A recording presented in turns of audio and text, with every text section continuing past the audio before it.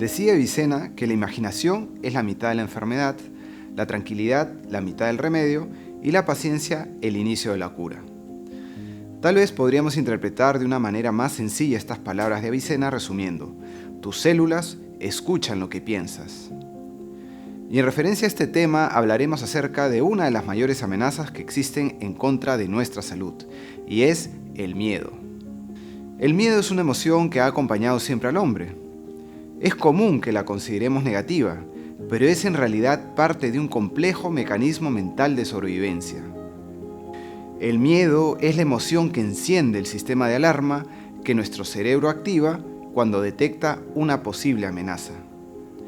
Se trata de una respuesta útil y adaptativa que conlleva cambios en la fisiología, los pensamientos y el comportamiento. Desde el punto de vista fisiológico, el miedo va a generar que se liberen hormonas como adrenalina y cortisol, con la intención de estimular el sistema simpático y frenar al sistema parasimpático. ¿Y qué es el sistema simpático? Es un sistema de emergencia que nos va a permitir sobrepasar nuestras capacidades normales para poder huir o enfrentar el peligro recurriendo a fuerzas extraordinarias. Pero este esfuerzo del sistema está pensado para mantenerse apenas unas pocas horas, ya que de lo contrario agota el organismo por sobreexigencia.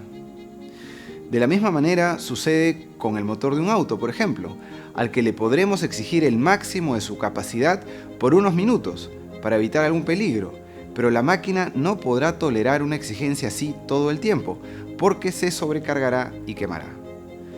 Entonces, ¿qué sucede cuando el miedo activa nuestro sistema de emergencia?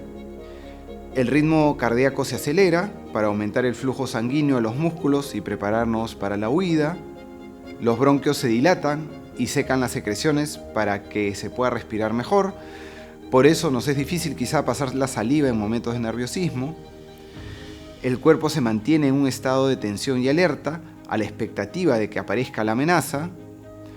El proceso digestivo se inhibe, es decir, el apetito y la digestión, para poder centrar todas las energías en la huida o el enfrentamiento del peligro. El estado de alerta que propicia que no tengamos capacidad de razonamiento y reflexión sobreactiva los reflejos para así poder tener una respuesta ultra rápida que nos saque del peligro. Se frena así el sistema parasimpático, que es el opuesto al sistema de alarma, ya que es el responsable de normalizar las funciones fisiológicas. Dentro de los efectos metabólicos de la liberación del cortisol provocado por el miedo, está el incremento de la glucosa en sangre, así como la inhibición de los mecanismos de inflamación y respuesta inmune. Este proceso funciona perfectamente en el reino animal, donde los peligros y amenazas son concretos y duran poco tiempo, volviendo el animal a la normalización de sus funciones poco tiempo después de liberada la amenaza. Pero entre los seres humanos, además de los peligros objetivos, se suma la amenaza subjetiva que se genera a partir de ciertas ideas que se cree ponen en riesgo la vida, lo que desencadenará el mismo proceso fisiológico del miedo, con el agravante de que la amenaza subjetiva no necesariamente desaparecerá rápidamente. El que una idea pueda percibirse como amenazante y desencadene una respuesta simpática se conoce en medicina como efecto nocebo, y quizá ha sido no tan estudiada como su contraparte, el efecto placebo. El efecto nocebo es el empeoramiento de los síntomas o signos de una enfermedad por la creencia de los efectos negativos de una medicina. Veamos algunos estudios realizados que comprueban la fuerza que tienen nuestras ideas y emociones sobre la salud o enfermedad de nuestro organismo. En un estudio, los pacientes debían recibir una cirugía artroscópica de rodilla para sanar sus dolencias. Mientras que un grupo recibió la cirugía habitual, otro grupo recibió un placebo que consistía en una operación falsa. El paciente salía con una incisión suturada y la creencia de que había recibido cirugía, cuando en realidad no se le había efectuado ninguna intervención. Ambos grupos presentaron el mismo nivel de mejoría.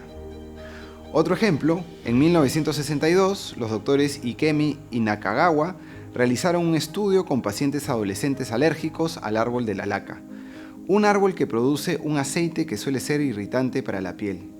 Con los ojos vendados, les dijeron que uno de sus brazos sería expuesto a hojas de castaño y el otro a hojas de árbol de la laca. Pero en realidad lo hicieron al revés. Aplicaron árbol de la laca donde les dijeron que aplicarían castaño y viceversa. A pesar de su extrema alergia, el brazo que recibió el contacto con el árbol de la laca permaneció igual, mientras que el brazo al que le aplicaron castaño presentó una erupción cutánea severa. El cuerpo manifestó lo que la mente creyó. En 1950, el Dr. Wolf trabajaba con mujeres a las que les había introducido una esfera gástrica para combatir la obesidad. Debido a las contracciones estomacales, experimentaban intensas náuseas y vómitos. El placebo fue la administración de un supuesto fármaco novedoso con la promesa de que eliminaría por completo esas sensaciones y reacciones fisiológicas. El fármaco era en realidad ipecacuana, un químico que induce el vómito. Los pacientes creyeron firmemente que este nuevo y revolucionario fármaco detendría los vómitos y no solo hizo eso, sino que además las contracciones estomacales regresaron a la normalidad. La creencia fue el único factor de recuperación. Como vemos, la creencia tiene un papel capital en la enfermedad y recuperación del paciente. Investigadores como Bruce Lipton, biólogo celular conocido por sus investigaciones sobre la modificación de los genes y ADN por el impacto de las propias creencias, asevera: nuestra biología se adapta a la información ambiental que penetra por nuestros sentidos y a la interpretación que nuestra mente hace de esa información, es decir, lo que pensamos acerca de lo que nos pasa. En un ambiente tóxico, las células se enferman y mueren. No están orgánicamente enfermas ni determinadas por el ADN, sino que enferman como respuesta a una percepción insana del entorno. ¿Qué quiere decir esto? Cuando pensamos que el entorno contiene amenazas, activamos el modo de alarma del sistema nervioso simpático. Todas nuestras funciones de crecimiento orgánico se detienen al instante y también se detienen todos nuestros procesos cognitivos superiores. Las hormonas del estrés y los agentes inflamatorios invaden nuestro sistema, detienen el crecimiento biológico y debilitan el sistema inmune. Mantenernos en este modo de lucha o huida por periodos demasiado dilatados es peligroso. Para conservar nuestra salud necesitamos regenerar cientos de miles de millones de células diariamente. Si estamos en constante estado de alarma, esto no sucederá. ¿Cuál va a ser el resultado? Desequilibrio y enfermedad. Cuando nos sentimos seguros y libres de amenazas, nuestro sistema nervioso activa el sistema nervioso parasimpático. Liberamos bioquímicos como la dopamina, la serotonina, la endorfina, la oxitocina, etc., que son sustancias que promueven la sensación de equilibrio y bienestar, así como ayudan a reparar nuestras células y nos mantienen saludables. Nuestro cuerpo mantiene su integridad, nuestras células se dividen con normalidad y todas nuestras funciones orgánicas operan de manera óptima. Pero, ¿cuál es el origen de nuestras percepciones? El origen de nuestra percepción está en la interpretación que hace nuestra mente de la información que recibe. Y esto es nuestro sistema de creencias. Las creencias que albergamos son producto de ideas que se han ido instalando por persistencia en nuestro subconsciente desde pequeños. Los pensamientos que nuestras creencias generan y sostienen están íntimamente conectados con nuestra biología, nuestra genética y nuestro comportamiento celular. Nuestra mente y nuestro cuerpo son una unidad psicosomática. En medicina conocemos la difícil situación que enfrenta, por ejemplo, una persona que sufre de trastorno de pánico, y cómo un disparador trivial, como estar atascado en el tráfico o rodeado de mucha gente, pueden generar en esta persona taquicardia, hiperventilación, náuseas, sensación de constricción en la garganta y hasta sensación inminente de muerte. Todos ellos síntomas muy objetivos, que fueron provocados por una percepción de amenaza subjetiva, es decir, no real. Sería bueno preguntarse cuántas de las enfermedades objetivas fueron generadas o agravadas por impresiones negativas que se llevaron los pacientes de los médicos o de los medios de comunicación. Lamentablemente, hoy existe una tendencia en medicina donde se cree que es necesario atemorizar a los pacientes con las posibles consecuencias de su enfermedad para que no descuiden el tratamiento. Así también se dice que el paciente hay que decirle las cosas claras y directas, como por ejemplo darle con detalle el pronóstico de los meses que le quedan de vida en casos de cáncer avanzado. El Dr. Hammer, médico que propuso de manera detallada la conexión entre la psique, el cerebro y los cambios en el cuerpo, explicaba que el primer cáncer es culpa del paciente por un conflicto vivido en soledad que no logró resolver. Pero la metástasis es culpa del médico, por el significado que tiene para la mayoría de las personas el diagnóstico de cáncer y la forma descuidada como en medicina moderna se informa de ello a los pacientes. Muy pocos médicos son conscientes del terrible efecto nocebo que generan sus palabras y actitudes. Y desgraciadamente también se desconoce cómo palabras de aliento que inspiren fortaleza pueden ser la mejor medicina. Las palabras esperanzadoras y cariñosas que generosamente deberíamos poder brindarle a los pacientes podrían ser el mejor remedio para calmar su temor y con ello activar el sistema parasimpático y liberar las fuerzas curativas propias. Si mantenemos al paciente en una angustia, incertidumbre y ansiedad constante, es claro que vamos a bloquear los mecanismos naturales curativos y ninguna medicina química o natural será capaz de curarlo realmente.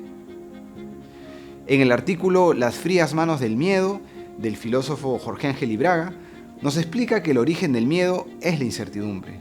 Y efectivamente estamos rodeados de incertidumbre.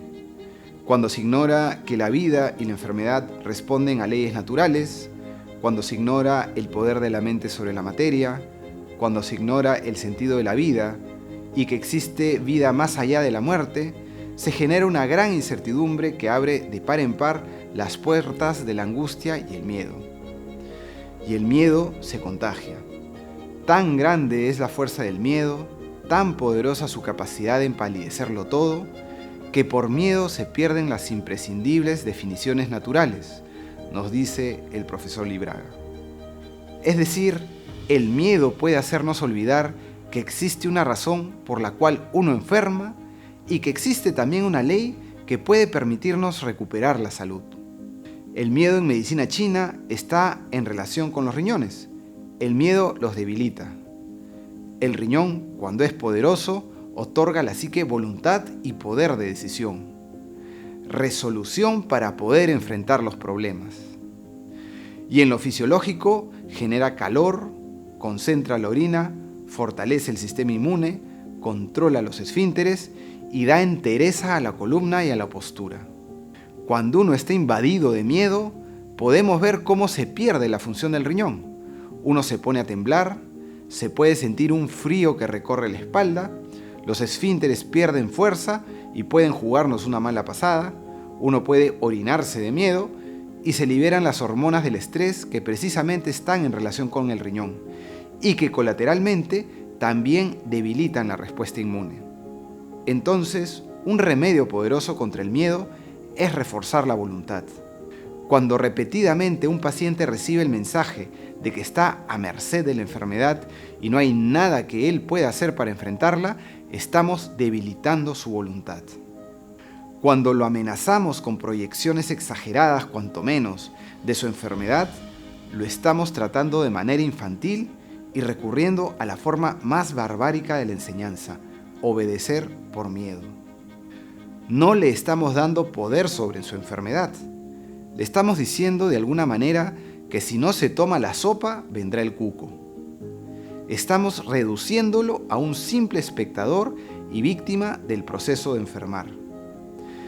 Y estamos negándole toda posibilidad de poder recurrir a sus propias fuerzas psicológicas para enfrentar la enfermedad y lo estamos llevando a aceptar como única posible salida los efectos inciertos de una medicina química de la cual ni los médicos tienen la seguridad de que funcionará como se espera.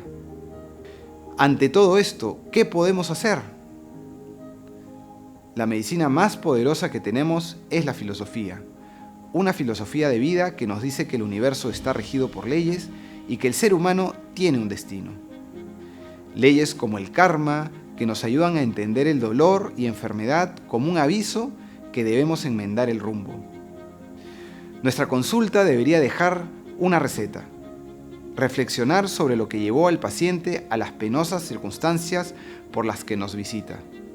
Para lograr la apertura de la psique del paciente, paso muy necesario si uno quiere ayudar a enmendar el conjunto de creencias que llevó al paciente a enfermar, el paciente debe percibir que detrás del escritorio hay otro ser humano que entiende su dolor y va a hacer todo lo posible por aliviarlo. Debe poder llevarse la idea de que nuestra consulta es un diálogo entre dos almas y no se reduce únicamente a una transacción comercial donde el paciente tiene pocos minutos para explicar sus dolencias y el médico en respuesta extiende rápidamente una receta. La serenidad y prudencia debe inspirarnos para entender la importancia de devolver la serenidad a los que la han perdido.